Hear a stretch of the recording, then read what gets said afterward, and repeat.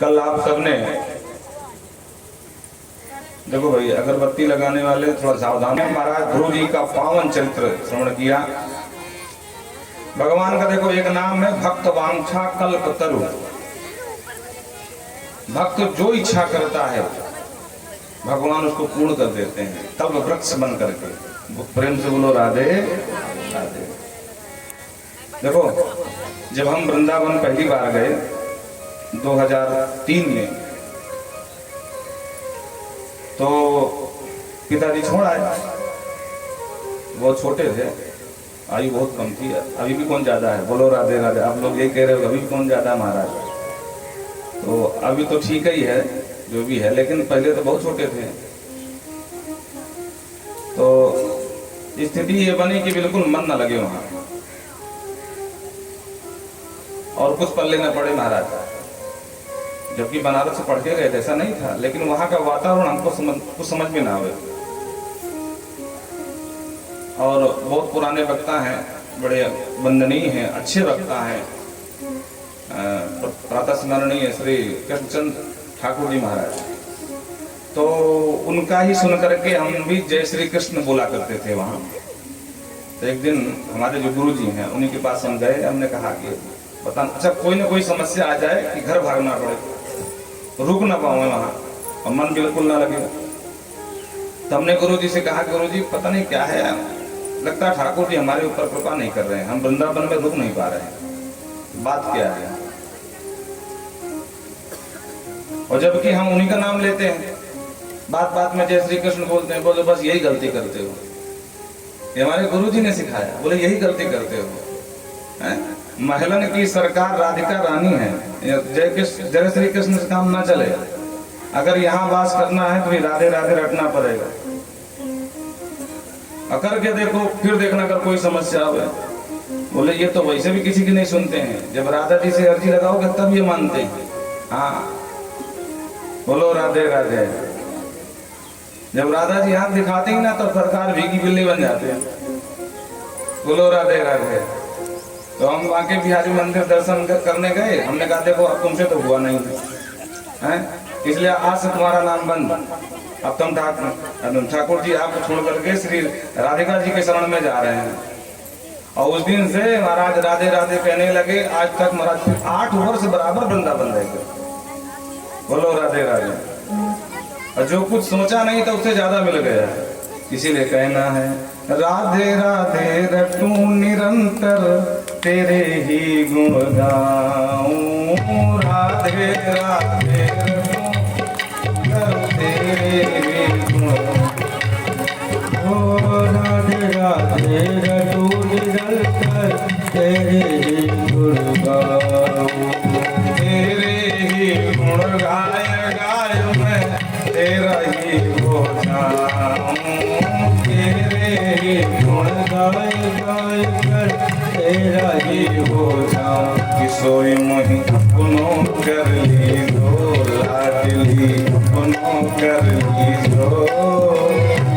जग जंजाल छुड़ाया बास बरसाने होती सोई इतना होती तो आदती इतना होती तो।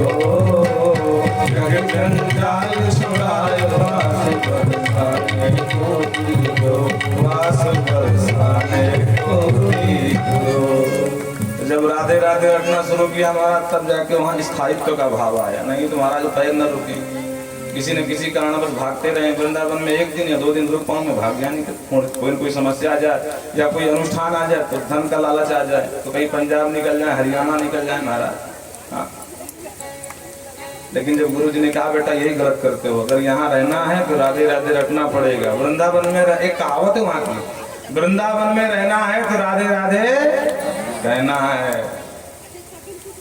तब जाकर के समझ में आया हमारे ऊपर गुरु की कृपा विशेष और आराध्य कृपा है। और हमारी जो राधिका रानी उनकी कृपा तो खूब ज्यादा है। उन्हीं की कृपा से दास आप सबको कुछ सुनाने की सामर्थ्य रखता है, बाकी हमें कुछ आता जाता नहीं है। माताओं से विशेष निवेदन है, अब कथा में प्रवेश कर रहे हैं, थोड़ा शांति का परिचय बनाए। और जो कुछ नाचना कूदना हो महाराज रात भर नाचो कूदो, काऊ बात की दिक्कत ना है, बिल्कुल शांति का परिचय। वृंदावन बिहारी लाल की। हमारी दृष्टि सबके ऊपर है, हम माई से ही बोल देंगे, इसलिए जो है बिल्कुल शांति का परिचय दीजिए। अगर रस लेना है, नहीं लेना तो कोई बात नहीं है। तो कहने का तात्पर्य मैं निवेदन कर रहा था आपसे कि भगवान का एक नाम है भक्तवांछा कल्पतरु, जो अपने निज भक्त की इच्छाओं को कल्प वृक्ष बन करके भगवान पूर्ण करते हैं। ध्रुव जी ने भले ही सौतेली माँ के ही अपमान से ग्रसित होकर के और भगवान का जप करने आए। भगवान ने कहा जाओ 36,000 वर्ष राज करो, क्योंकि कहीं ना कहीं तुम्हारे मन में कल्पना तो थी ना कि सिंहासन पर बैठने नहीं दिया सौतेली माँ ने। तो कल उनका आपने पावन चरित्र सुना। मृत्यु देवता को शीश झुका के आना पड़ा। मृत्योर मूर्धिम पदम दत्वा आरोहात भूतम। कहते हैं अद्भुत चमत्कार देखने को मिला कि सभी जीव मृत्यु देवता से घबराते हैं, और आज मृत्यु देवता ध्रुव से घबरा करके आए, नीचे शीश झुकाए, शीश पर पैर रख करके विमान में चढ़ करके चले गए। ये है तपस्या का प्रभाव। तप आधार सब सृष्टि भवानी, बाबा कहते हैं ना तुलसीदास जी कि तप आधार सब सृष्टि भवानी। बोले बाबा कहते हैं बात मत करो, गलत बात है, जो भी चर्चा करना है धीरे से अपना कर लो। इन्हीं ध्रुव जी के पावन वंश में आगे चल करके महाराज हुए अंग। अंग बड़े धार्मिक राजा थे, बड़े धर्मात्मा थे, पर महाराज इनका बेटा, क्योंकि इन्होंने विवाह जो किया वो मृत्यु पुत्री सुनीता से किया, समझ रहे? तो बेटा निकल गया घोर नास्तिक।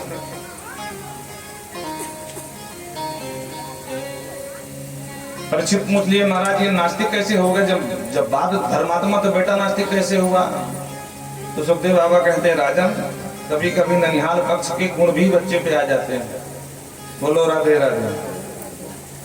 तो महाराज अंग तो बड़े धर्मात्मा था, लेकिन मृत पुत्री सुनीता की शादी वजह से शादी करने से बेटा जो हुआ तो नाना के गुण इसमें आ गए, मृत्यु देवता का। बोलो राधे राधे। तो एक दिन महाराज अंग परेशान हो गए इसके क्रियाकलापों से, तो दुखी होकर के रात में चुपचाप राज छोड़ करके महाराज जंगल में गुफा में छुप के बैठे गए। देश विदेश घोड़े दौड़ाए गए, पर अंत में राजा अंग नहीं मिले। सुखदेव बाबा कहते यथानुगूढ़म पुरुषम कुयोगी नाम। राजा अपने ही राज्य की गुफा में घुसे बैठे हैं, पर वहां कोई घोड़ा नहीं दौड़ा रहा है। घोड़ा कहां दौड़ाया जा रहा है? बोले विदेश में। जैसे कुयोगी पुरुष अपने अंदर बैठे परमात्मा का दर्शन नहीं करता, मंदिर मंदिर सर पटकता है, ऐसे ही इनके मंत्री गण भी बाहर बाहर घोड़े दौड़ाए, पर खुद की राज्य की गुफा में एक बार भी खोजने का प्रयास नहीं किया। अंत में महाराज अंग नहीं मिले, तो सर्वसम्मति से बेटा को अधिकार मान करके बेन को ही राजा बना दिया। और जैसे ही राजा बनाया, इसने तुरंत भेड़ी घोष करा दिया। भेड़ी को समझते हैं? डिक्की पीटना। हाँ, भेड़ी घोष करा दिया। बोले सुनो भाई, मेरा जो राज्य होगा वो धर्मनिरपेक्ष होगा। और धर्मनिरपेक्ष की परिभाषा क्या होगी? तो तुरंत आदेश दिया, न यष्टव्यम न दातव्यम न होतव्यम भुजाकोचित। आज से यज्ञ बंद करो। न यष्टव्यम न दातव्यम, दान बिल्कुल कोई नहीं करेगा। न होतव्यम, हवन पूजा पाठ सब बंद, देवार्चन बंद। ध्वजाकोचित, खबरदार किसी ब्राह्मण को कोई भोजन कराया तो। ये है हमारे राज्य की धर्म निरपेक्षता। बोलो राधे राधे। तो प्रजा में हाहाकार मच गया। बोला कैसा राजा भाई? देखो हर तरह के लोग हर काल में हुए, कोई जरूरी नहीं है कि आज ही लोग रामायण का विरोध कर रहे हो। इनका खानदान पुरातन का है भाई, बहुत लंबा चौड़ा है, पुराने काल से चला रहा है।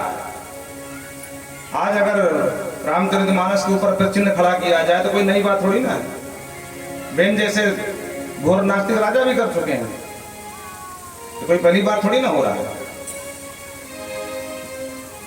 पूरे देश में एक ही ढोल बज रहा, ढोल गंवार सूत्र पर सुनारी, ढोल गंवार सूत्र पर सुनारी, सकल ताड़ना के अधिकारी। पर आपको हम बता दें कि ताड़न का अर्थ सिर्फ जो है पिटना ही नहीं होता है।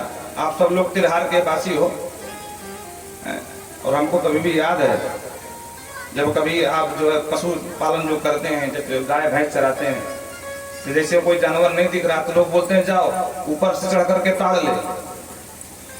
ताड़ का मतलब क्या है? मारना है क्या कि देखना है? ताड़ का मतलब मारना नहीं, देखना है भाई। कहते कि नहीं कहते यहाँ पर, ऊपर चढ़ के ताड़ ले, कहाँ है तेरी गाय? तो मूर्खों को पता ही नहीं है कि ये जो रामचरितमानस लिखी है ये अवधि में लिखी है। बाबा अवधि का प्रयोग कर रहे हैं और कह रहे हैं ताड़ का शब्द मारना ही है महाराज। बड़ी प्रसिद्ध नीति चाणक्य नीति, वो कहते हैं लालेत 5 वर्षाणी 10 वर्षाणी ताड़े।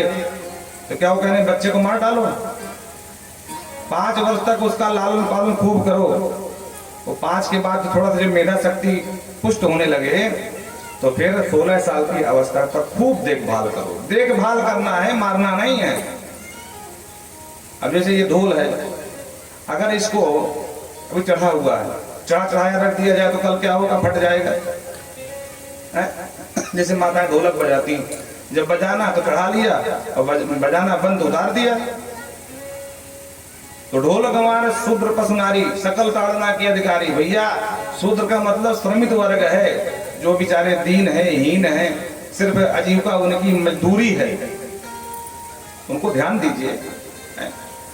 कभी कोई उनका अधिकार ना मारने पावे कि पता लगा कि 200 के हिसाब से ले गया, 150 पकड़ा रहा है। ये कहा गया है।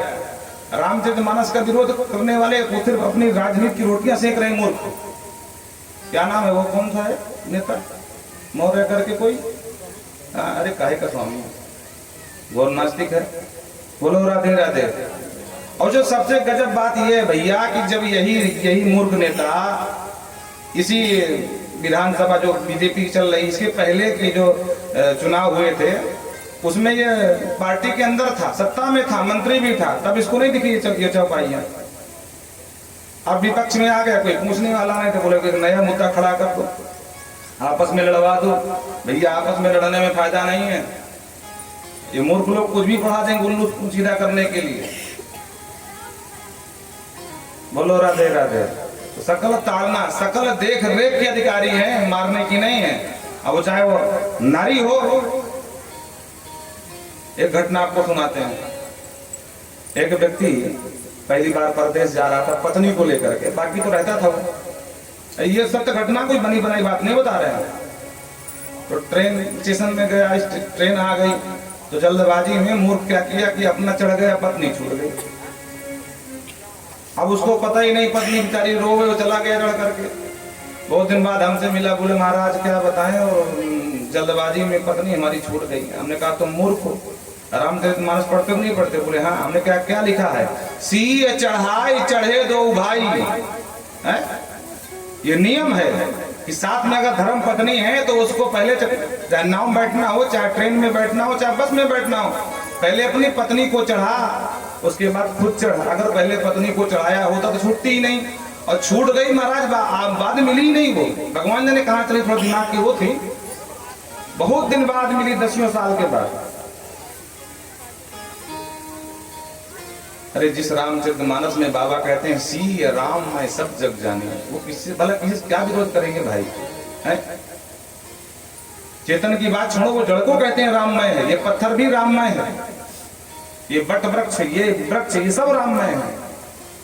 प्रमूर कहते हैं ढोल गंवार शूद्रपस नारी, ढोल गंवार शूद्रपस नारी। जिनको अलंकार का भी ज्ञान नहीं, कितने अलंकार होते हैं। व्याकरण का तो बात छोड़ दो, व्याकरण बहुत बड़ी बात हो गई।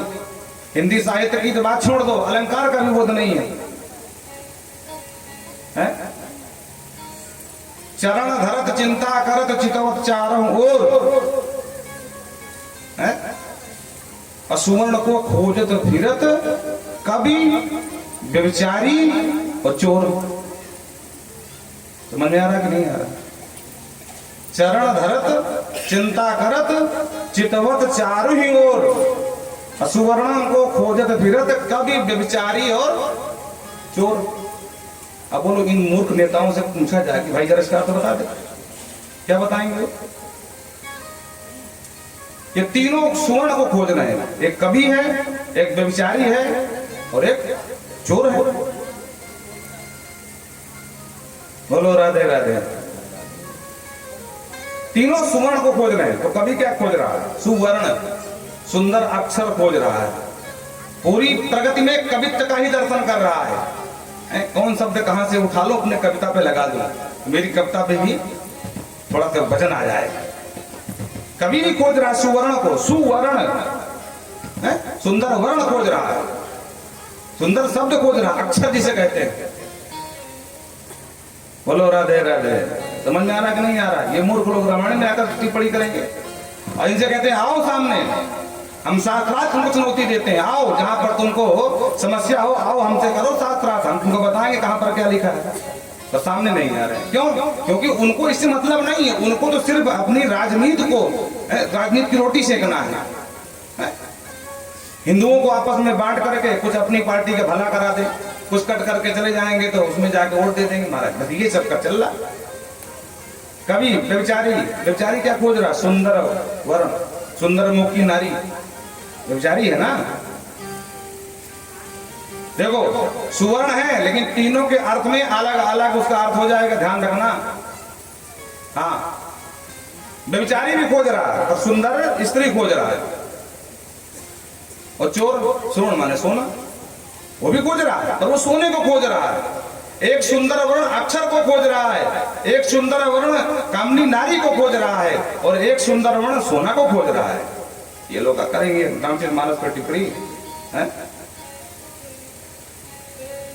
ज्यादा तो नहीं बोलते हैं, व्यंजनों में कितने अक्षर होते हैं इनको यही पता नहीं होगा। बोलो राधे राधे। और रामचरितमानस पर टिप्पणी करेंगे, विस्तार नहीं जाते हैं, बहुत बोलने को बहुत कुछ है, इसलिए भगवान की कथा करें प्रेम से। लेकिन ये हम सबकी जवाबदारी है, इन नेताओं को जवाब देना चाहिए। प्रत्येक सनातन अवलंबियों का यह कर्तव्य है कि आपके हाथ में भी पावर है, ऐसा नहीं है। अपना अपना समर्थन अपने अपने सोशल मीडिया के माध्यम से दो। तुम गलत बोल रहे हो, किसकी हिम्मत की एक शब्द बोल जाए? और हम कहते हैं नेताजी अगर तुम बहुत कुछ बोल जाएंगे गलत हो जाएगा। अगर तुम में क्षमता हो तो दूसरे अन्य समुदाय पंथ के एक धार्मिक ग्रंथ को खाली हाथ लगा के दिखा दो, जलाने की तो बात छोड़ो, दूसरे दिन फतवा जारी कर दें कि महाराज भागे भागे घूमोगे। ये तो कहो कि हम लोग सही सुन हैं, नहीं बोल रहे हैं।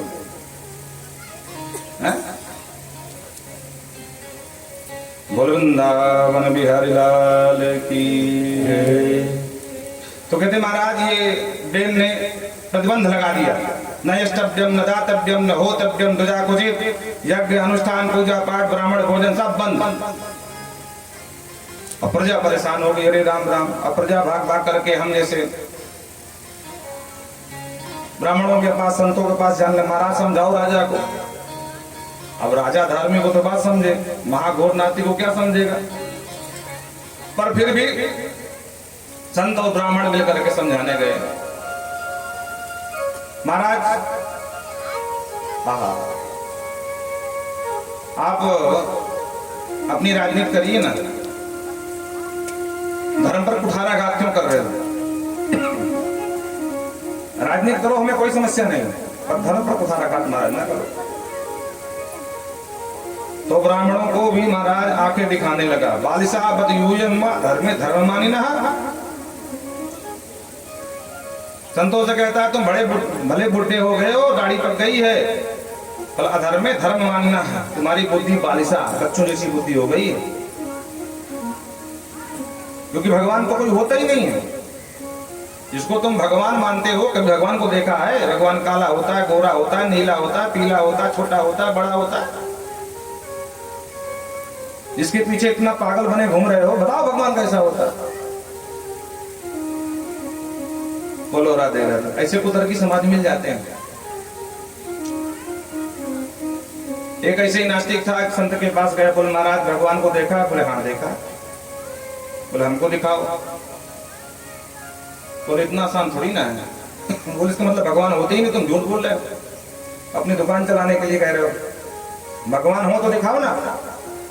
संत थोड़ी देर तो सुनते रहे, लेकिन जब बर्दाश्त नहीं हो तो खींच के एक तमाचा मारे गाल पर, पूरा गाल लाल हो गया। अरे महाराज आपने क्या कर दिया, मुरा पूरा मार करके गाल लाल कर दिया, इतना भयंकर दर्द हो रहा है, पूछो मत। महात्मा ने कहा दर्द कहाँ हो रहा है? बोले गाल पर। बोले दिखा दर्द कहाँ हो रहा है? अरे बोले ये लाल हो गया। बोले लाल है, दर्द तो नहीं दिख रहा है ना, दर्द दिखा मुझे एक बार, कहाँ दर्द हो रहा है? दर्द दिखा भाई, दिख रहा कि तो गोरा है, लाल हो गया, सब कुछ दिख रहा, पर दर्द कहाँ है ये दिखा मुझे खाली बस। हाथ जोड़कर बोला महाराज समझ गया भगवान है। बोलो राधे राधे।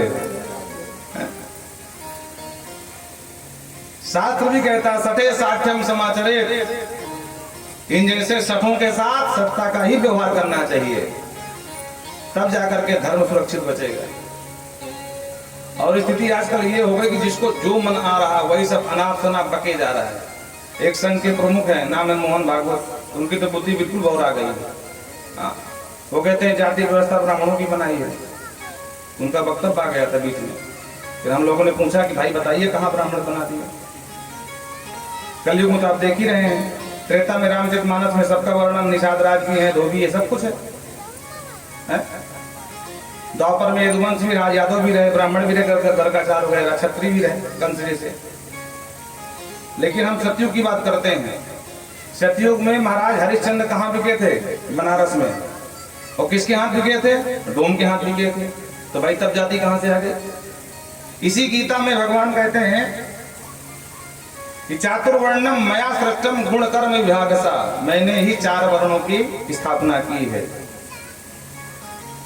मया सृष्टम खुद कहते हैं अर्जुन से, द्वापर में कहते हैं, और मोहन भागवत कहते हैं ब्राह्मणों ने बना दी। बोलो राधे राधे। अच्छा गीता छोड़ो द्वापर की है, लेकिन वेद कौन है? वेद तो अपौर से है ना, ये किसी की कृति तो है नहीं है, ये भगवान के श्वास से निस्तृत है। तो वेद भगवान में कहते हैं ब्राह्मणो सुमुखमासीद बाहु राजन्यः कृतः औरुत वैश्या परिवार गुण शूद्रो वजाय। वेद भगवान भी कहते हैं कि हम 4 विभाग मानते हैं, ब्राह्मण क्षत्रिय वैश्य और शूद्र। पहली बात तो ब्राह्मणों ने कभी सत्ता लोभ नहीं किया है, सत्ता पर बिठाया पर बैठे नहीं है।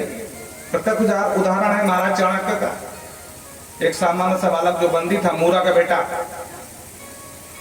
बाद में उसी का नाम चंद्रगुप्त मौर्य कर दिया, क्योंकि माँ के नाम से जोड़ दिया, मूरा मौर्य, और उसके जितने अनुयायी है सब मौर्य बन गए महाराज। चंद्रगुप्त पहले कोई मौर्य जाति थी क्या? बता दे हमको। स्वयं से जाति बनाते जा रहे हैं और स्वयं कह रहे हैं कि ब्राह्मणों ने बांट दिया। तो कहने का तात्पर्य यह है कि हमने कभी सत्ता का लोभ नहीं किया, सत्ता पर बिठाए हैं पर बैठने का साहस नहीं किया। यहां पर अगर चाहते संत ब्राह्मण तो बेन को हटा करके बन जाते, पर ऐसा नहीं किया। बोलो राधे राधे। ब्राह्मण जहां जहां भी सत्ता का भार मिला, राष्ट्र ने सत्ता भार सौंपा, तो ब्राह्मण कभी कलंक नहीं दिए। चाहे शुंग बंद उठा के देख लो, चाहे खूब लड़ी मर्दानी हो तो झांसी वाली रानी थी, वो भी ब्राह्मणी थी भाई। सारे क्षत्रिय राजा अंग्रेजों के सामने घुटने टेक रहे थे, तो रानी ने कहा था लक्ष्मीबाई ने कि मैं अपनी झांसी नहीं दूंगी। 18 बार मुकाबला किया, अंत में 70 जात बच्चे को पीठ पर बांध करके भागी, और अंत में एक नाला पार करने में घोड़ा काम नहीं किया, नहीं कर पाया, तो वहां शत्रुओं ने उनको मार दिया, बलिदान हो गई, पर उन्होंने पीठ नहीं दिखाया। बोलो राधे राधे। और उनको छोड़ो, बुंदेलखंड के महाराज छत्रसाल को कौन नहीं जानता है? आप लोग जानते हो नहीं जानते? जब वो बंगस खान की सेना आकर के आक्रमण कर दिया और स्थिति ये हो गई कि धीरे धीरे छत्रसाल की सेना पीछे को पैर खींचने लगी, अगल बगल के राजाओं से मदद मांगा, पर कोई क्षत्रिय राजा उस समय मुस्लिमों के खिलाफ युद्ध में नहीं आना चाहता था, सब डरते थे। तो किन कर्तव्य में मूर्ता, अब क्या करें? तो उन्होंने याद किया उस समय के ब्राह्मण महाराष्ट्र के बाजीराव पेशवा, बाजीराव पेशवा को जिनके विषय में इतिहास है कि 40 युद्ध लड़े, एक युद्ध भी जिंदगी में कभी नहीं हारे हुए। उनको पत्र लिख करके यहाँ से दूत के द्वारा भेजा गया, वो भोजन कर रहे थे, और जैसे ही पत्र मिला तो पत्र पढ़ करके आंख में अंगारे बरसने लगे। पत्र में लिखा था कि बाजी जात बुंदेल की बाजी राखो लाज, सो गति भई गजेंद्र की सो गति भई है, जो गति भई गजेंद्र की सो गति भई है आज, और बाजी जात बुंदेल की बाजी राखो लाज। भोजन की थाली को खिसका दिया, घर वालों का भोजन कर लो, दूर जाना है। बोलना अगर मैं भोजन करता रहा तो इतिहास कभी मुझे माफ नहीं करेगा, इतिहास सदा एक कलंक देगा कि एक क्षत्रिय ब्राह्मण से मदद मांगी और एक पेटू भूखड़ ब्राह्मण भोजन में फंसा रहा, मदद करने नहीं पहुंचा। जबकि महाराष्ट्र के राजा थे बाजीराव पेशवा, महाराष्ट्र से बुंदेलखंड की दूरी उस समय घोड़े पर आना जाना था, 10 दिन की थी। बिना कुछ खाए पिए तुरंत आदेश दिए, बोले फटाफट जितनी सेना जितने घोड़े हो तुरंत तैयार करो। बोले महाराज ज्यादा तो नहीं हो पाएंगे, थोड़ा समय लगता है। बोले अर्जेंट चलना है, हमने भोजन छोड़ दिया है। तो 500 घोड़े लेकर के 500 योद्धा लेकर के वहां से चले।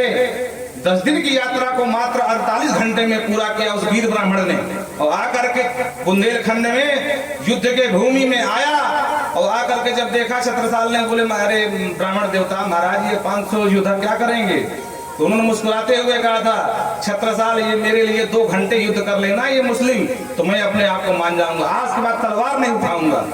अब कूद करके युद्ध में और गला काट करके वंगस खान को और चरणों पर डाल दिया। तब जाकर के महाराज छत्रसाल प्रसन्न होकर के और अपनी पुत्री का ब्याह बाजीराव के साथ किया था। तो कहने का तात्पर्य यह है कि ब्राह्मण कभी बांटने काम नहीं किए, ब्राह्मण जल्दी सत्ता नहीं भोगे। एक अपवाद लोग जहां बोल देते हैं कि वो परशुराम बाबा ने क्षत्रियों के विरोधी, गलत बात। ये जो सहस्त्रार्जुन था ना महिष्मती का राजा, जब ये राजा बना तो इसने इतना कर लाद दिया जनता पर कि जनता त्राहिमाम कर रही थी। मदान राजा एक दिन शिकार खेलने गया तो भूख प्यास लगी होगी, जनदग्नि बाबा के आश्रम में पहुंचा। तो वहां जब देखा तो भाई वैदिक परंपरा है, कोई आए तो स्वागत करो उसका, भाई ये संत का धर्म है, वानप्रस्थी का। तो उन्होंने कहा कामधेनु से कि गौ माता, अरे ये राजा आया कि सेना है, मेरे पास तो कुछ है नहीं, कुछ थोड़ा से कुछ हो जाए स्वागत। तो कामधेनु तुरंत व्यवस्था कर दिया और लेकर के जब ये चमत्कार जब इसने देखा, क्योंकि दत्तात्रेय भगवान ने इसको 1000 भुजाएं दी थी, बोलो राधे राधे। तो इसने देखा कि अरे गाय बड़ी चमत्कारी है भाई, तो इसकी दृष्टि बदल गई, नीयत खराब हो गई। और लेकर के जैसे ही वो भोजन पहुंचे कि राजन ग्रहण करो, तो सहस्त्रार्जुन ने कहा मूर्ख ब्राह्मण, मैं तेरा आतिथ्य सत्कार करने नहीं आया, स्वीकार करने आया, मुझे तेरी कामधेनु गाय चाहिए। जमदग्नि ने कहा, रे राजन हमारे छोटे छोटे जो है ये वेद पाठी ब्राह्मण हैं, गुरुकुल है ये, और हमारे यज्ञ का भी साधन यही है, मात्र जीविका का साधन गौ माता है, अगर इसको भी तुम ले जाओगे तो हमारे बच्चे क्या करेंगे? इसलिए गाय को तो नहीं दे सकते हैं। तो महाराज दुदकाते हो कहता है ब्राह्मण तुझसे मांग कौन, तुझसे पूछ कौन रहा है? बोले बंदी गाय को जबरदस्ती ले चलो। खैर वो तो कामधेनु थी, सुर की गाय थी। तो जैसे ही सैनिक गए बांधने के लिए गाय को पकड़ने, तो गाय तो अंदर ध्यान हो गई, गाय तो नहीं पाया। पर पूरी गाय जाने के बाद इतना कुपित हो गया कि पूरे आश्रम को तहस नहस करवा दिया अपनी सेना से, लौट करके चला गया अपने राज्य। ये भागवत का विषय है, कोई मन गढ़ंत बात नहीं बता रहे हैं आपको। लौट करके शाम को जब परशुराम बाबा आए तो माँ रेणुका रोने लगी, पूछा क्या किसने किया है? तो पूरी बात, क्योंकि सहस्त्रार्जुन के विषय में परशुराम जी को सब समाचार मिल रहे थे कि प्रजा परेशान है, कर लाभ दिया सब कुछ, लेकिन अब राजा से सीधे सीधे कौन मुकाबला करे, छोड़ो। और प्रजा का तो काम है, पहले उसी गीत गाती, बाद में उसी बुराई करती है, बोलो राधे राधे, हम बीच में क्यों पड़े? लेकिन जब आश्रम उलट पुलट कर दिया, माँ रेणुका रोता हुआ देखा तो कौन बालक है, तब उसने तुरंत सौगंध किया कि जिस तरह तूने निरपराध मेरे पिता को अपमानित किया है और मेरे आश्रम को उजाड़ा है, तो मैं तुझे जिंदा नहीं छोड़ूंगा।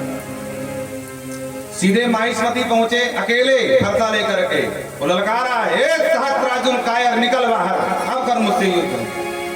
हमारे यहाँ तो सठे साठे हम समाचरित का सिद्धांत है, शाहतराजुन को बड़ा घमंड था, पूरी सेना लेकर के आया, एक भी सेना को नहीं मारा, शाहतराजुन के बच्चों को भी नहीं मारा, सिर्फ शाहतराजुन का वध करके और उस राज्य में शांति की स्थापना के लिए ये काम किया। लौट के चले गए तपस्या करने।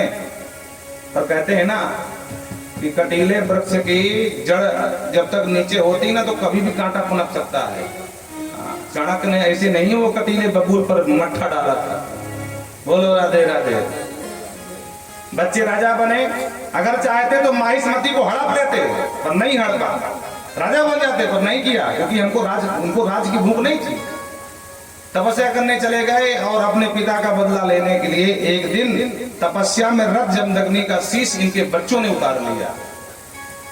21 कुल्हाड़ी मारे थे जमदग्नि के शरीर में, और जब मां रोई चिल्लाई बेटा परशुराम, तो जहां तपस्या कर रहे थे आवाज पहुंची, तपस्या छोड़ करके वापस आए महेंद्र पर्वत से, और मां को रोता हुआ तुरंत प्रतिज्ञा करी कि हमने तो सोचा था कि भाई एक आध ताई मर गया तो शांति हो जाएगी, लेकिन हम भूल गए थे कि कटीले वृक्ष की जड़ को उखाड़ के फेंकने में भलाई है, अगर ऊपर से काट दिए तो कभी पनप सकता है। अब ये जड़ ही नहीं रहेगी। है वंशी छत्री जितने भी हैं उनमें इस परिवार खानदान के तुम लोगों ने 21 घाव दिए हैं, तो हम 21 बार तुम्हारे खानदान को नष्ट करेंगे। बोलो राधे राधे। सिर्फ है वंशी राजाओं का, क्योंकि उन्होंने ऐसा काम किया था। बाकी अगर क्षत्रिय द्रोही होते तो दशरथ जी कौन थे? क्षत्रिय थे कि नहीं थे? जनक जी कौन थे? क्षत्रिय थे कि नहीं थे? इनको तो नहीं कुछ किया उन्होंने। तो ये गलत जो जहर बोलते हैं कि वो ब्राह्मण कुल क्षत्रिय कुल द्रोही थे, गलत बात है, ऐसा नहीं है। सठे साठम समाचरित का हमारे यहाँ सिद्धांत है, अगर गलत करोगे तो उसका प्रतिकार भी गलत में ही मिलेगा। बोलो राधे राधे।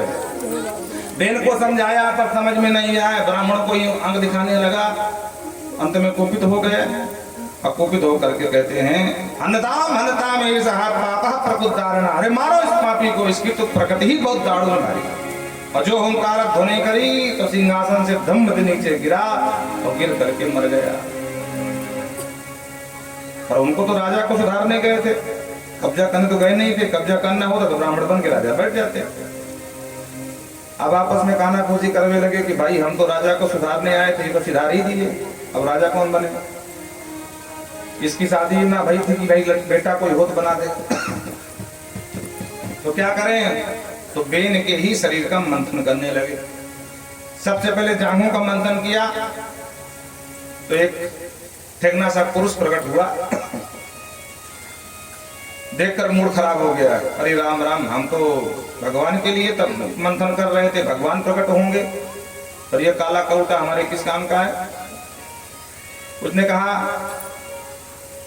मुझे उत्पन्न करने वाला कौन है, मेरा काम क्या है?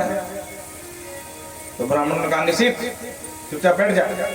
मूड तो ऐसे भी खराब था। तो इन्हीं का नाम आगे चलकर निषाद पड़ गया है। बोलो राधे राधे। गिरिवन गोचरा जंगल आदमी रहते थे नदी किनारों में, तो इन्हीं निषाद परंपरा यही बेन के द्वारा आगे बढ़ाई गई है। और कहते हैं कि फिर बाहुओं का मंथन किया महाराज। इस बार बाहुभ्याम मथमानाभ्याम मिथुनम समपद्यत।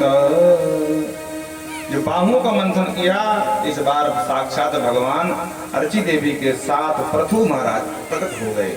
दोनों युगल जोड़ा, एक पुरुष एक कन्या हुई। दोनों का राज्याभिषेक करके और ब्राह्मण संत मुक्त हो गए, चले गए अपने अपने घर।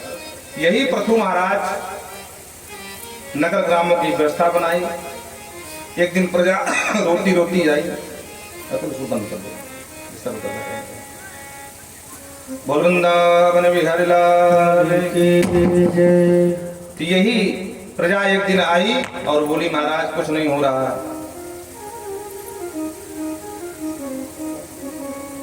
हम लोग क्या करें?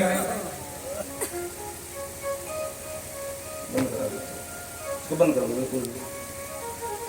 हम लोग क्या करें महाराज, अन्न ही नहीं हो रहा। तब तो जाकर के महाराज पृथु ने पृथ्वी को आदेश दिया, हे वसुंधरे, मेरी प्रजा भूखों मर रही है भाई, तो क्या कर रही है, इनको भोजन दे। लेकिन वसुंधरा बिल्कुल अनसुना कर दिया, तो क्रोध में आ गए, बोले वसुदेव त्वाम वदिष्यामि मक्षासन परांगमुखी, हे वसुंधरे हम तुम्हारा वध कर देंगे, तुमने हमारी आज्ञा को उल्लंघन कैसे कर दिया। और लेकर के जो तलवार आगे दौड़े, तो यही पृथ्वी हाथ जोड़ करके सामने खड़ी हो गई, महाराज क्षमा करें मुझे मारे मत, क्योंकि अगर मुझे मार दिया तो अपनी प्रजा का पालन कैसे करोगे। पृथ्वी जी ने कहा हम अपने योग बल से पालन कर लेंगे, तुम हमको धमकी मत दो।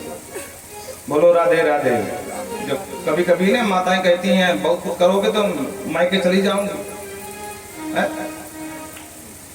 तो तुम्हारे बच्चे तुम्हारे पास छोड़ जाऊंगी, बच्चों को पालना तब पता लगेगा। तो जब पति गुस्से में होता है बोलता हाँ तू चली जा मैं दूसरी ले आऊंगा। बोलो राधे राधे। तू जा मैं दूसरी ले आऊंगा। तो पृथु कहते हैं कि अगर तू नहीं रहेगी तो हम योग बल से नई पृथ्वी का विस्तार कर देंगे, धमकी दिया। तब पृथ्वी ने हाथ जोड़ा, बोले सरकार नई विस्तार करने की आवश्यकता ही नहीं, मैं ही पर्याप्त हूँ। लेकिन समस्या ये है कि जब मेरे ऊपर बैठ करके कोई धार्मिक राजा राज करता है तो मैं हर्षाती हूँ और अपने सारे गर्व खोल देती हूँ। आपके वंश में कुल परंपरा में एक से धार्मिक राजा हुए, महाराज ध्रुव हुए, अंग हुए, तब मैंने खूब अन्न दिया, क्योंकि पृथ्वी का एक नाम है गर्भ रत्ना, इसके ही गर्भ से सारे रत्न हैं, चाहे सोना हो, चाहे चांदी हो, चाहे लोहा हो, चाहे तेल हो, चाहे अन्न हो, चाहे जो भी है, सब इसी के गर्भ से उत्पन्न है। तो महाराज आपके ही पहले के राजा बेन ये बिल्कुल नास्तिक थे, तो मैंने अपने सारे रत्नों को गर्भ में छुड़ा दिया। अब मैं गऊ बनकर खड़ी हूं, आप सब कुछ दोह लो। बृहस्पति को बछड़ा बनाया, वेदों का दोहन कर लिया, जितने मतलब रत्न लुप्त हो गए थे उन सब का दोहन किया, नगर ग्रामों की सुंदर व्यवस्था बना करके और प्रजा को उपदेश देते हैं कि देखो भाई, राजा का ये धर्म है कि प्रजा से कर ले, प्रजा का धर्म है कि कर दे, पर राजा का धर्म ये है कि प्रजा के लिए सारी व्यवस्था बनावे, बिजली की, सड़क की, पानी की, सुरक्षा की, ये राजा का धर्म है। और सबसे बड़ा धर्म क्या है कि राजा का धर्म ये है कि प्रजा को धर्म की शिक्षा दे। जो राजा धर्म की शिक्षा नहीं देता है, कर लेता है, तो वो कर के रूप में प्रजा का पाप भोग करता है। महाराज संबलम भुगते भगम स्वम जहाई, सुंदर सुंदर उपदेश देते हैं। इन्हीं के वंश में आगे चल करके महाराज प्राचीन बरही हुए। प्राचीन बरही बहुत बड़े कर्मकांडी राजा थे। बरही कहते हैं कुसा को। बोलो राधे राधे। इन्होंने इतने यज्ञ किए कि पूरी आर्यावर्त में कुसा ही पाट दिया। पुराना कुसा, प्राचीन बरही नाम ही पड़ गया। पहले ऐसे नाम बहुत पड़ जाते थे, विशेष उपलब्धि मिलने पर उसी के नाम से लोग पुकारने, जैसे मान लो कोई प्रधान हो गया एक बार, अब जिंदगी भर जब तक जिंदा रहेगा लोग प्रधान ही कहेंगे। बोलो राधे राधे। तो इनके कर्म से इनका नाम चल गया, क्योंकि जहां यज्ञ करते हैं वहां कुसा की यज्ञशाला बनवाते हैं और यज्ञ के बाद वो कुसा वही छोड़ जाते हैं, तो नाम पड़ गया प्राचीन बरही। यज्ञ तो करते हैं, लेकिन एक थोड़ा सा जो है इनसे अपराध बन जाता है कि हर एक यज्ञ में एक पशु बलि दे देते हैं। एक दिन नारद जी आए और नारद जी ने कहा राजन जरा एक बार ऊपर देखो, और जो ध्यान से देखा तो जितने पशुओं की बलि दी थी वो सारे पशु ऊपर आसमान में खड़े, और राजा को घूर घूर के देखे महाराज।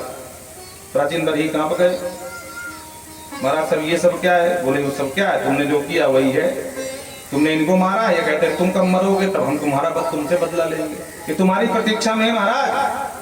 प्राचीन बरही परेशान हो गया, महाराज मैं तो यज्ञ में ऐसा विधान है कि प्रत्येक यज्ञ में एक पशु बलि होना चाहिए, तो हम तो शास्त्र की बात मान करके चल रहे थे। बोले सुनो, अपरोक्ष वेदों नाम, वेद भगवान, अरे जो शास्त्र अहिंसा परमो धर्म का उद्घोष करता है वो हिंसा की बात कैसे कर सकता है भाई?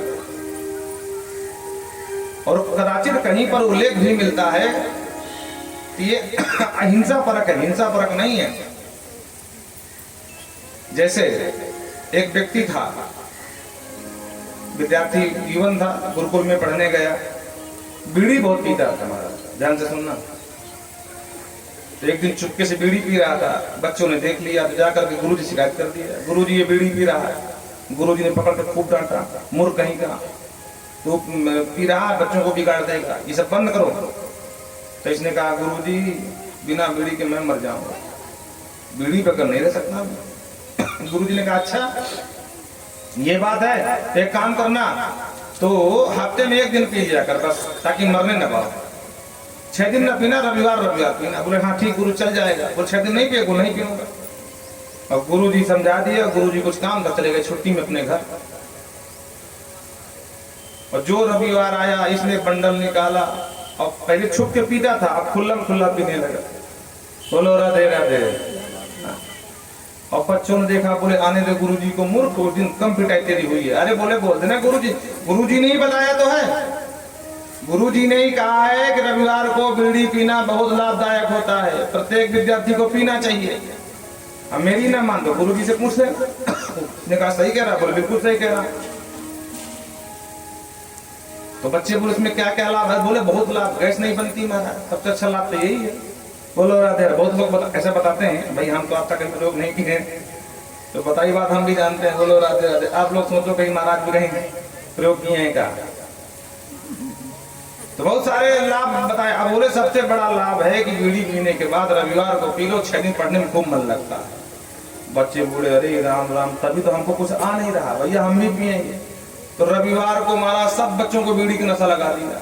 और गुरुजी 1 महीना बाद आए, तब तक 4 रविवार पूरे हो गए थे। और जो रविवार आया, पूरे ग्राउंड में महाराज जैसे वो भट्टे की चिमनी जलती है ना, धुआं उठता है, जैसे आप लोग कल अगरबत्ती लगाए थे, धुआं उठ रहा था ऊपर आसमान में। पूरे ग्राउंड में बीड़ी का धुआं। बच्चे ऐसे पिया फूंक मारे, गुरुजी के मुंह पे जाएगा। गुरुजी बोले मूर्ख है कि क्या कर रहे हो? बच्चे कहा गुरुजी आपने तो उससे कहा था, अब आप बताओ क्या गुरुजी ऐसा कहा था? ऐसा बिल्कुल नहीं कहा था। गुरुजी की सोच ये थी कि ये अभी तो बिना बीड़ी के रह नहीं पाता है, तो कम से कम हफ्ते में 1 दिन पिएगा तो कम हो जाएगी, और धीरे धीरे कुछ दिन बाद कहेंगे बेटा इसको छोड़ दे।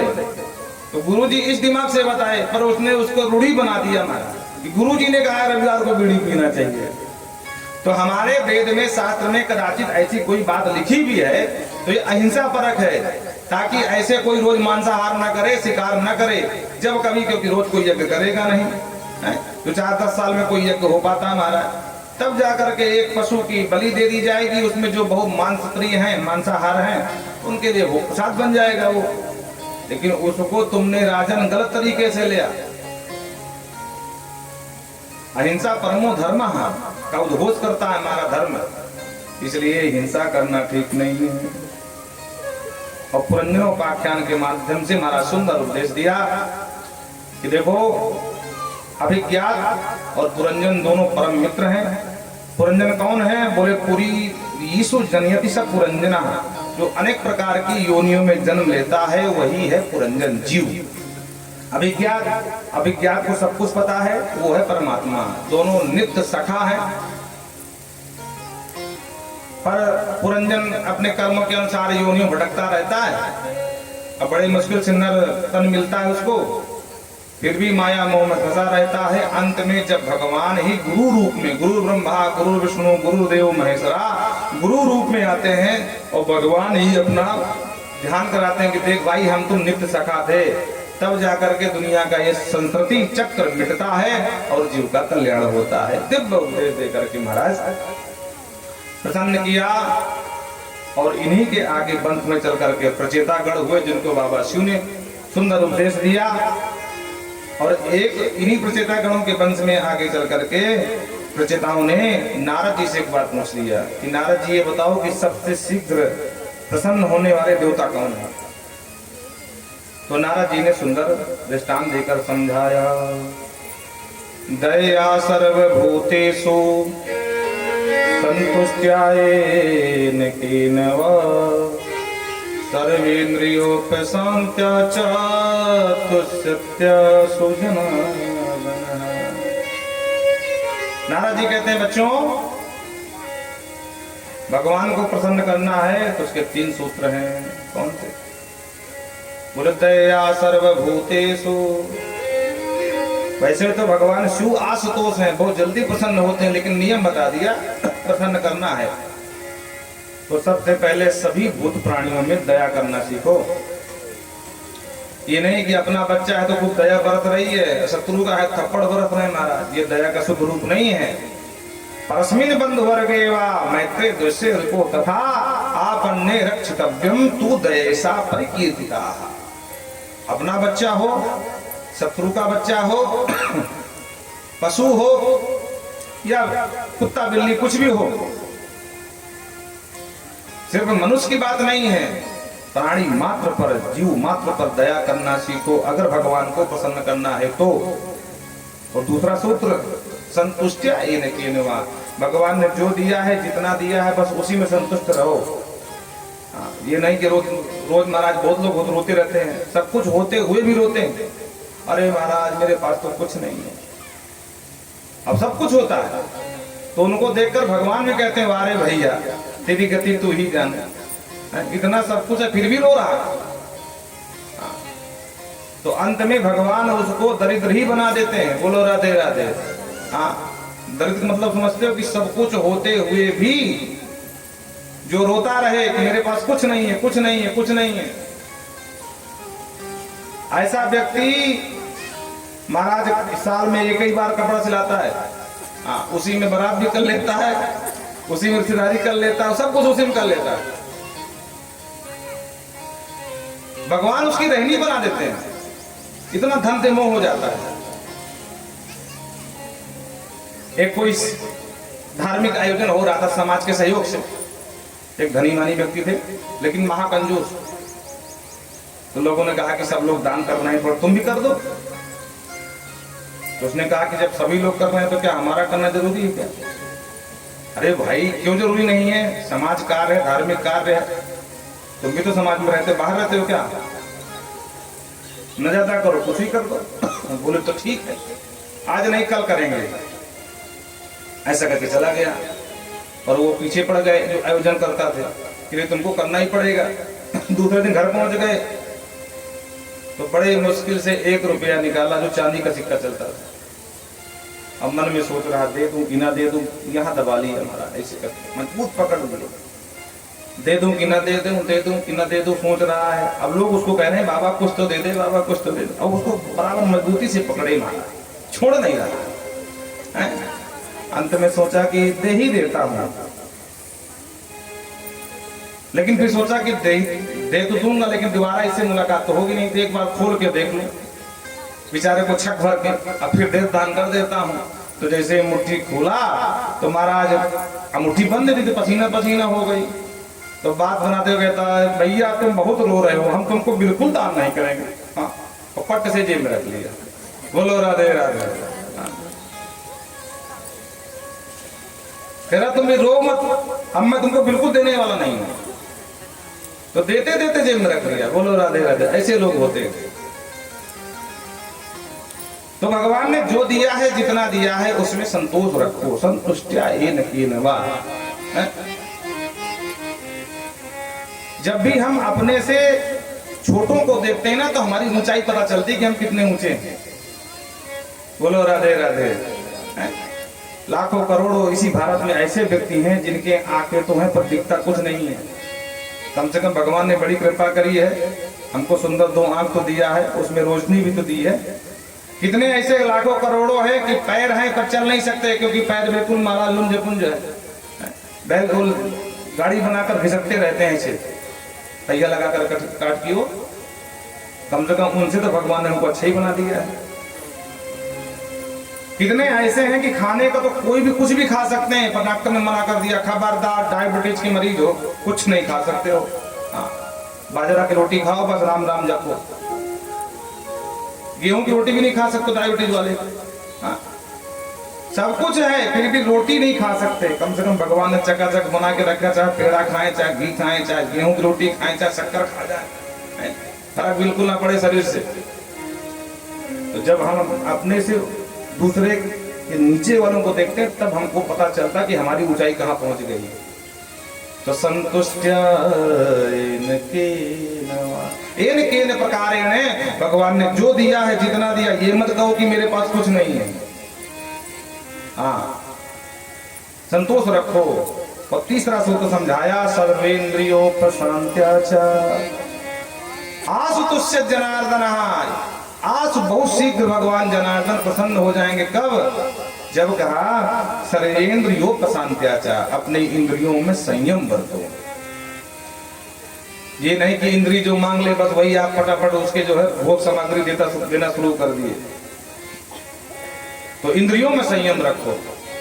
ये 3 सूत्र जिन्होंने इनको अच्छे से अपने जीवन में उतार लिया तो उससे भगवान फिर ज्यादा दिन तक छुपे नहीं रह सकते हैं, शीघ्र ही प्रसन्न होकर के दर्शन दे देते हैं।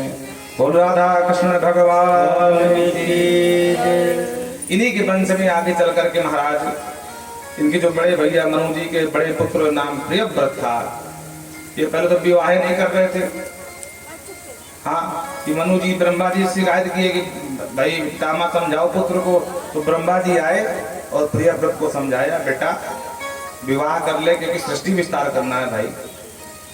तो ब्रह्मा जी की बात मान करके विवाह कर लिया। बड़े प्रतापी राजा हुए। एक दिन सोचा कि भाई ये रात क्यों होती है, रात तो फालतू की चीज है, दिन में लोग काम करते हैं, रात भर तान दुपट्टा मार फराटे सो जाते हैं, अब कदाचित रात ना होती तो और काम कर लेते महाराज। ये रात नहीं होना चाहिए। एक अपने तपोबल के माध्यम से ज्योतिर्मय रथ का निर्माण किया, उसी पर बैठ करके इसी आर्यावर्त के 7 परिक्रमा लगा दी। तो 7 परिक्रमा लगाने से दिने दिन रहा, रजनी मत दिनम न करिष्यामि, दिने दिन रहा, रजनी में रात हुई ही नहीं, और 7 द्वीप और 7 सागरों की संरचना हो गई। बोलो राधे राधे। त्रैलोकी में हाहाकार मच गया, रातें नहीं हो रही, सब बीमार पड़े जा रहे महाराज, सोने को मिल ही नहीं रहा। तो सब देवता भाग कर गए ब्रह्मा जी की शरण में। ब्रह्मा जी आए, ब्रह्मा जी ने समझाया, बोले बेटा ये दुराग्रह छोड़, रात में जो परिश्रमी लोग हैं रात में सोते हैं, लेकिन जो संयमी हैं, संत हैं, तस्याम जागृत संयमी, और रात रात भर जाग करके भगवान के भजन करते हैं। सृष्टि की कोई भी वस्तु समाज की अनुपयोगी नहीं, सब उपयोगी हैं, बस उपयोग करने का ज्ञान होना चाहिए व्यक्ति को। जैसे आप घर में भोजन बनाओ, अब धोखे से थोड़ा नमक ज्यादा हो जाए, और शाम को जब स्वामी जी पाने बैठे और जैसे एक गिलास लिया तो मुंह बिगाड़ के बोले तेरा दिमाग कहाँ रहता है, इतना कोई नमक डालता है, मूर्ख कहीं की। 4 बात सुनाई, आप बिल्कुल डर गए। और दूसरे दिन भोजन बनाया, बोले कुछ भी हो जाए नमक ज्यादा नहीं हो पाएगा। हाँ आज तो नमक का ही भजन चलता रहा, नमक ज्यादा ना हो, नमक ज्यादा ना हो। तो एक जगह की जगह नमक दो बार पड़ गया धोखे से, क्योंकि भजन चल रहा, नमक ज्यादा ना हो, नमक ज्यादा तो ज्यादा ही हो गया। स्वामी जी फिर खाने बैठे तो 1000 बात सुनाई। अब बोले कुछ भी हो जाए, अब तीसरे दिन तो गड़बड़ हो ही नहीं सकता, नहीं जिंदा मार डालेंगे। इतना ज्यादा सावधान रही कि नमक डालना था सब्जी में और शक्कर डालना था खीर में, तो शक्कर डाल दिया महाराज सब्जी में, नमक डाल दिया खीर में, और सुंदर बना करके भोजन परोस करके बैठ गई, आओ पाओ। और जैसे उसने सब्जी उठाया तो मीठी मीठी लगी, और खीर खाया तो पूरी खारी, तो 1000 गारी फिर दी महाराज। अब आप बोलो अरे भाई ये नमक सब समस्या की जड़ है, उठाओ नमक जमुना जी में भाग चलिए। आप बताओ नमक खराब है कि आपकी बुद्धि खराब है? तो प्रियव्रत को समझाया कि बेटा संसार की कोई भी वस्तु अनुपयोगी नहीं, सब उपयोगी हैं, बस उनका उपयोग करने का ज्ञान होना चाहिए। जैसे मान लो तुम्हारे पास बंदूक है, बंदूक सुरक्षा के लिए होती है स्वयं की। अब किसी से दो बात हो गई तो उसने कोई उठपटांग बात कह दी, तुमने मुझे गाली दिया, रुक बताता हूँ। फटाफट जोश में आए, निकाली बिनाली बंदूक भरा गोली, धाए धाए करके दोनों को उड़ा दिया। अब बाद में हो गई जेल। अरे बोले राम राम, ये बंदूक बहुत खराब चीज है भाई, उठाओ बंदूक को फेंको जमुना जी में। तो भाई बंदूक खराब है, तुम्हारी बुद्धि खराब है। दुराग्रह छोड़ दिया, तब जाके रात हुई और इस सृष्टि में शांति हुई महाराज। 7 खंड हो गए थे। सबसे पहला खंड महाराज बना जम्बूद्वीप, जिसके अधिपति बने महाराज आग्नेन्द्र। आग्नेन्द्र के 9 बेटा हुए, 9 इसी द्वीप जम्बूद्वीप के 9 खंड करके 9 बांट दिया। और पहले खंड जो हुआ उसका नाम हुआ अजनाब खंड, जिसके अधिपति बने महाराज नाभि। और नाभि क्या संतान ना भाई, तो उन्होंने पुत्रेष्टि काम यज्ञ किया। भगवान प्रकट होकर के आए। भगवान ने पूछा, बेटा नाभि क्या चाहते हो? नाभि कुछ बोल नहीं पाए। तो ब्राह्मणों से पूछा कि भाई ब्राह्मण देवता, ये तुम्हारे यजमान क्या चाहते हैं?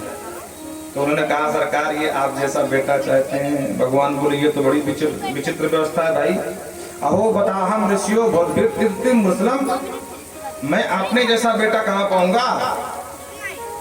इसलिए भाई ब्राह्मणों, हम ही तुम्हारे राजा के यहाँ बेटा बन के आएंगे। तो नाभि के यहाँ सरकार ऋषभ देव बन करके आए, जिन्होंने इंद्रपुत्री जयंती से विवाह किया और इन्हीं के यहाँ 100 बेटा हुए। सबसे बड़े बेटे का नाम महाराज भरत हुआ, और जिस भरत के नाम से हमारे इसी अजनाब खंड का नाम भारत वर्ष पड़ गया। आसीनेदम भरतम, इन्हीं के भरत के नाम से महाराज भरत देश का नाम अजनाब खंड से भारत वर्ष पड़ गया। बोल वृंदावन बिहारी लाल की। बच्चों को बुलाते हैं, समझाते हैं। नायम देहो देह भाजाम न लोके कष्टान कर्मानति विडभुजाम। बेटा, सिर्फ नर शरीर पाने का लक्ष्य विषया भोग नहीं है। हम विषयानंद में फंसे रहे, इसीलिए हम नर नहीं बने हैं। नर बन करके ब्रह्मानंद की प्राप्ति जब तक जीव नहीं करता है, तब तक उसका कभी कल्याण नहीं होता है। तपो दिव्यम पुत्र का एक सत्वम, इसलिए हे पुत्रों, तुम तपस्या करो, सत्व प्रधान बनो। महत सेवा द्वार माहुर विमुक्ते। देखो, 2 द्वार हैं। जो महत जनों की सेवा करता है, श्रेष्ठ जनों की सेवा करता है, संत ब्राह्मणों की सेवा करता है, तो कहते हैं माहुर विमुक्ते, वो विमुक्त होकर के वैकुंठ को पहुंचता है। लेकिन जो विषयासक्त लंपट पुरुषों का संग करता है, तो कहते हैं योषिताम संगी संगम, वो नरकगामी होता है। इस प्रकार महाराज इनके यहाँ जो 9 बेटा हुए, वो 9 योगेश्वर कहलाए, जो जनक के दरबार में जाकर के दिव्य ज्ञान दिए 9 योगेश्वर संवाद के माध्यम से। और इनका जो इनके 81 बेटा था, वो कर्मकांडी हो गए, और 9 में आपस में राज्य बांट दिया। बाकी सब जो है भरत जी आगे चल करके महाराज संन्यास ले लिए। इनके बेटा सुमति को राज दिया, और गंडकी नेपाल के किनारे जाकर के भजन करने लगे। भजन करते ही समय एक दिन क्या हुआ, गंडकी में स्नान कर रहे थे, और एक गर्भ हिरणी थी महाराज, गर्भवती, उसके पेट में बच्चा था। तो एक हिरण पीछा करते हुए आया, हिरणी भाग रही थी, और भागते भागते भय से वो नदी पार करने की योजना बनाई, और एक छलांग लगाई, पर पार नहीं हो सकी, और बीच में गिर के मर गई। उसी समय उसके गर्भ का बच्चा जन्म ले लिया। महाराज चूंकि गंडकी में स्नान कर रहे थे, भगवान को अर्घ दे रहे थे, सूर्य भगवान को, और उन्होंने जो देखा तो तुरंत जाकर के बच्चे को पानी से बाहर निकाल लिया।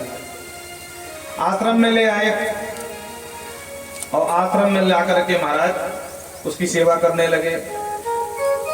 अब धीरे धीरे उस बच्चे में इतनी ज्यादा आसक्ति हो गई कि उसी के भजन शुरू हो गए, भगवान का भजन कम हो गया। कोमल कोमल दूर्वा का तोड़ करके लाते हैं, बच्चे को खिलाते हैं, पूरा उसका ध्यान रखते हैं, नहलाना धुलाना खिलाना पिलाना सारी व्यवस्था करते हैं। एक दिन हिरण ने अपने सजाती झुंड को देखा। महाराज चले गए थे लकड़ी बीनने हवन के लिए, तो उन्हीं के साथ भाग गया महाराज। भरत आए, भरत ने जब बच्चे को नहीं देखा, हिरण शावक को, तो विह्वल हो गए राम जी की तरह, और हे खगमृग हे मधुकर श्रेणी करके ये भी जंगल जंगल भटकने लगे। पीपल से पूछते हैं, जंगली पशुओं से पूछते हैं, क्या भैया तुमने मेरे हिरण को देखा है क्या? अंत में हिरण नहीं मिला, तो हिरण की ही याद में महाराज मर गए। तो मरने के बाद क्या है, अंते या मति सागति। हमारे यहाँ शास्त्र का नियम है कि अंत में जिसको याद करोगे दूसरे जन्म में आप वही बनोगे। बोलो राधे राधे। तो मृग को याद करके मरे, तो अगले जन्म में मृग ही बन करके पैदा हो गए, पर याद बनी रही, क्योंकि तपस्या का जो बीज है वो कभी नष्ट नहीं होता। याद पूरी रही है। धीरे धीरे कालांतर बीता और मृग शरीर भी छूट गया। और इस बार ये अंगिरा गोत्री ब्राह्मणों के यहाँ इनका जन्म हुआ। जन्म से 10 भैया थे। माता पिता ने सबको पढ़ाया लिखाया, पर इन्होंने अपने आप को संसार से दूर रखने की योजना बनाई। कैसे रखें दूर? तो बोले संसार में जब हम किसी के काम के नहीं होते ना, तो संसार अपने आप उनको छोड़ देता है, उसको कुछ छोड़ना नहीं पड़ता है। तो बचपन से ही पागल बनने का नाटक करने लगे। स्कूल जाते ही नहीं, क्योंकि सब कुछ ज्ञान था पूर्व जन्म का कि मैं राजा था, मृग बना, अब जाके ब्राह्मण बना हूं। पिताजी ने कहा बेटा तू ब्राह्मण बालक है, कम से कम गायत्री मंत्र ही याद कर ले। तो ठीक है पिताजी, आप बताओ गायत्री मंत्र, हम याद कर लेंगे, अब पढ़ाओ। तो पिताजी ने पढ़ाना शुरू किया, बोल वो ऐसा ऐसे करके काफी देर पढ़ाते रहे। पिताजी ने कहा याद हो गया? बोले पिताजी जब से आप गायत्री मंत्र पढ़ा रहे हो तो न जाने कितनी चींटियां इस बिल में घुसी और कितनी बाहर निकली। पिताजी का मूड खराब हो गया। मूड कहीं का, तो चींटियां देख रहा था, मैं तो उसको थोड़ा पढ़ रहा है। डांट करके भगा दिया। उस दिन से पढ़ाया ही नहीं, नाम रख दिया जड़ भरा। जड़ माने पागल। बोले पागल है। और जो पागलपन की मोहर लग गई तो दुनिया से कोई मतलब ही नहीं। फिर तो कितने पागल सड़क में घूमते रहते हैं, कोई चिपकता है क्या उनको कि भाई 2 बिस्कुट खा ले, कि टॉफी ले ले, कि ठंडा पी ले, कोई नहीं पूछता है। जगत से बचना है, संसार से बचना है, तो संसार के मतलब के ही ना रहो भाई, तो संसार अपने आप छोड़ देगा, छोड़ना नहीं पड़ेगा। तो पिताजी ने पक्की मोहर लगा दी। बोले ये पागल है। धीरे धीरे माता पिता का शरीर पूरा हुआ, बच्चों के सबके ब्याह हो गए, भाइयों के इनके तो कोई किया नहीं। अपने में ही रमण करते हैं, भगवान का भजन करते हैं, न माला की जरूरत न आसन की जरूरत, चलते फिरते चलते राम बाबा हैं। हाँ, ऐसे बड़े अद्भुत होते हैं संसार में, समाज में। धीरे धीरे भाभीियों ने कहा कि देखो ये मोटा ताजा कुछ करता रहता है नहीं, फालतू रोटी तोड़ रहा है, इसको ले जाओ, कम से कम जाकर खेतों की रखवाली करे। आजकल वैसे भी इतनी गाय अन्ना घूम रही। तो भाइयों ने लेकर के 4 बार डाल दिया खेतों में। बोले सुनो तुमको आज से खेतों की रखवाली करना है। बोलो राधे राधे। तो ठीक है भैया, जैसी तुम्हारी आज्ञा। अब खेत में पहुंच गए तो महाराज भजन में मस्त है, कोई मतलब नहीं है, गाय आए चाहे जाए।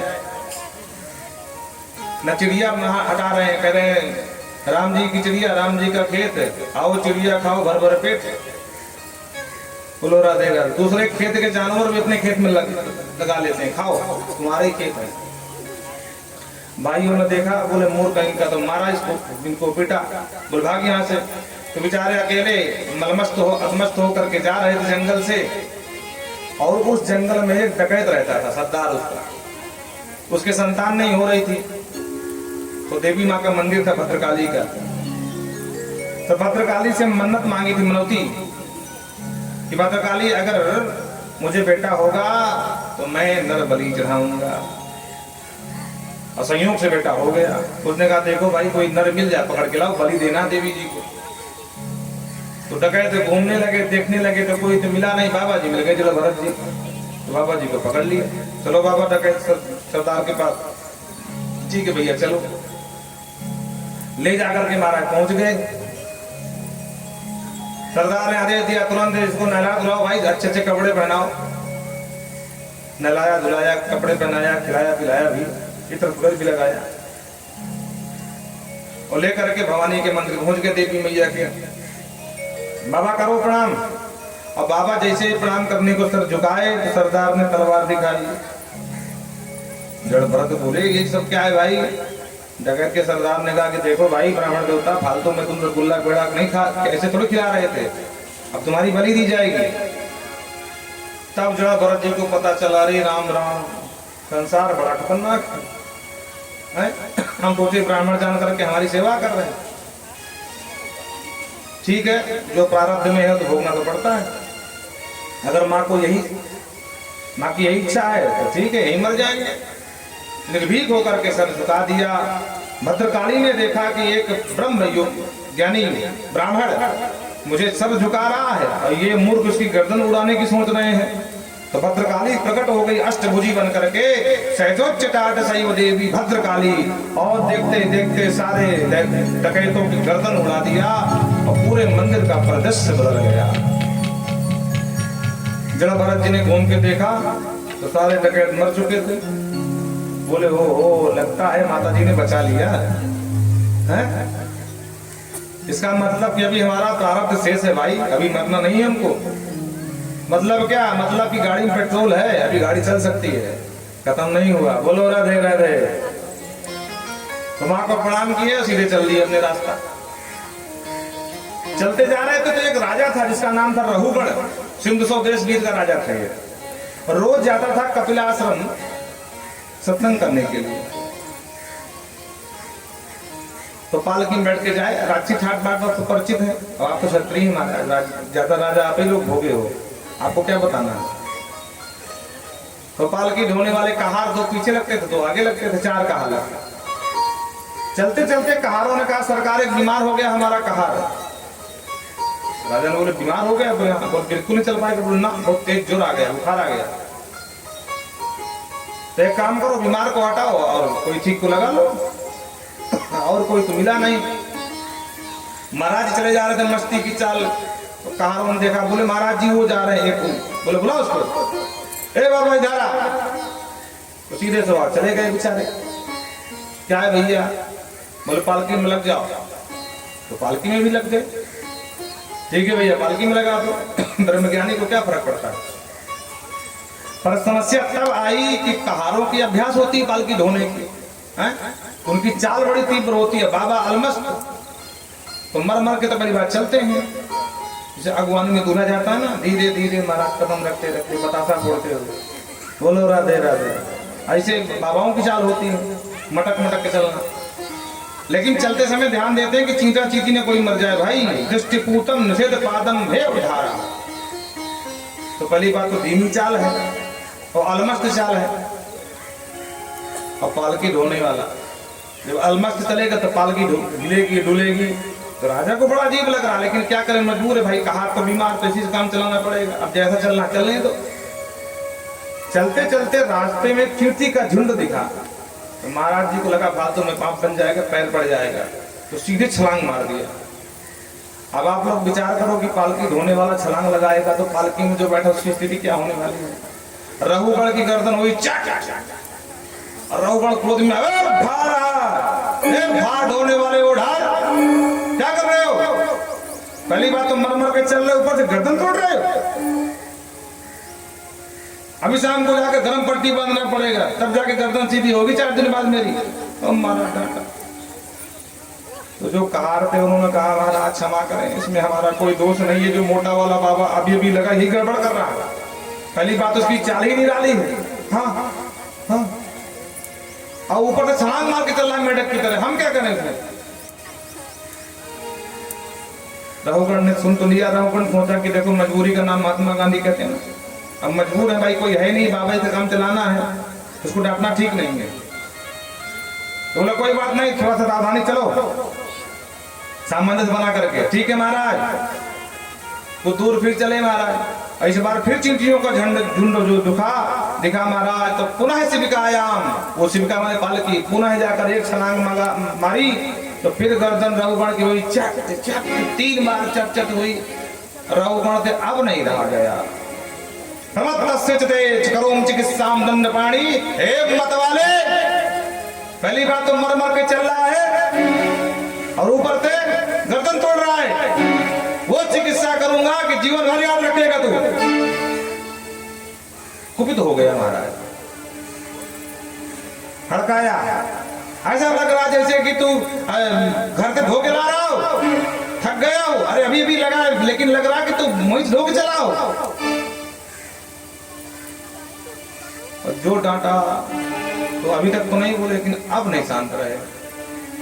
बड़े धीरे से कहा स्थौल्यम काश्यम व्याधय आधयश्च शत्रुंग भयं काल रिक्षा जराचा। राजन क्या कर रहे हो कि हम हमारी चिकित्सा करो, दंड दोगे हमको? राजन, कदाचित तुम्हें पता नहीं है कि जिसे तुम दंड दोगे वो हम हैं नहीं, और हम जो हैं तो तुम क्या, तुम्हारे साथ कुछ पीढ़ियां भी हमको दंड नहीं दे सकती हैं। स्थौल्यम कह रहे थे तुम, मोटा बाबा करके हमको चिढ़ा रहे थे। स्थौल्यम कौशम, मोटा होना, पतला होना, जन्म होना, मर जाना, न नियमे न राजन, ये मुझ शरीर के नियम हो सकते पर मुझ आत्मा के नहीं। अरे मुझे तुम क्या दंड दोगे राजन? जिसे दंड दोगे वो शरीर है, मैं नहीं हूं। आदि व्याधि, रोग लग जाना, ये सब शरीर के धर्म है, मुझ आत्मा में कोई रोग नहीं होता है। बोलो राधे राधे। और जो वेदांत की बाता झलकी तो द्विज वचः आश्रुत, कोई वेद पाठी विद्वान ब्राह्मण के वचन जान करके सिरसा पाद मूलम उपसृत, तुरंत पालकी से झम से नीचे कूदा, और कूद करके जो जनेऊ देखा कंधे में तो महाराज डर गया, पान पैर में जाकर प्रणाम किया, सीधा लेट गया दंड की तरह।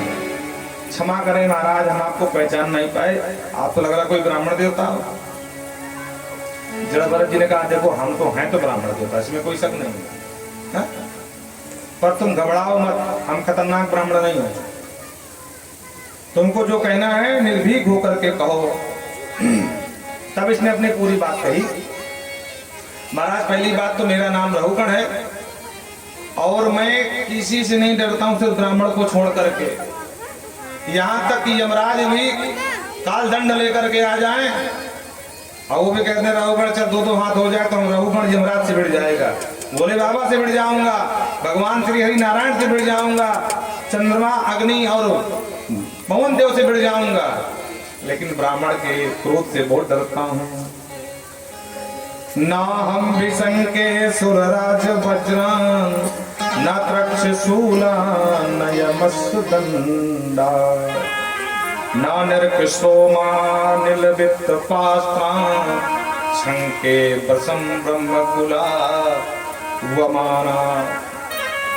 ना हम विशंके सुरराज वज्रान, देवराज इंद्र भी वज्र लेकर के आ जाए, बोले रहुगण हो जाए तेरा मेरा युद्ध, तो इंद्र से भिड़ जाऊंगा, पीठ नहीं दिखाऊंगा। क्यों?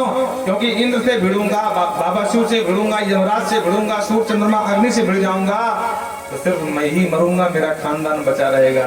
लेकिन अगर ब्राह्मण कुपित हो गया, ब्राह्मण ने श्राप दे दिया तो कुलम समूलम दहती ब्रह्मचर्य पालन कहा। ब्राह्मण के क्रोध से पूरा कुल नष्ट हो जाता है महाराज।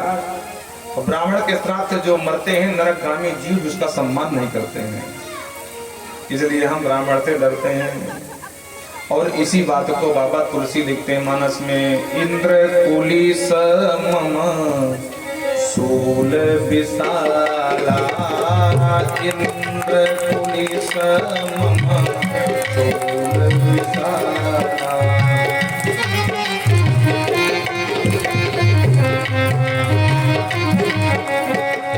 काल दंड हरि चक्र कराला, काल दंड हरि चक्र कराला, जो इन कर मारा नहीं मरई, जो इन कर मारा नहीं मरई, विप्रद्रोह पावक सुजरई, विप्रद्रोह पावक सुजरई। इंद्र पुलिस मम शूल विशाला, बाबा शिव कहते हैं भवानी से मेरे सूल से बच जा, सूल माने तो सूल से। काल चक्र हरिदंड, हरिचक्र कराला, कोई यमराज के काल दंड से बन जाए, हरि बच जाए, हरि के चक्र से बच जाए, जो इनकर मारा नहीं मरई, ये भवानी तो विप्रद्रोह पावक सोजरई। ब्राह्मण द्रोहिता करने से उसका कुल समूल नष्ट हो जाता है। यही बात आज ये रहुगण भी कह रहा है। और ऐसा ज्ञान दिया कि अंत में रहुगण का कल्याण ही कर दिया।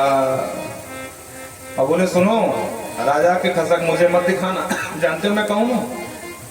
अहम पुरा भरतो नाम राजा।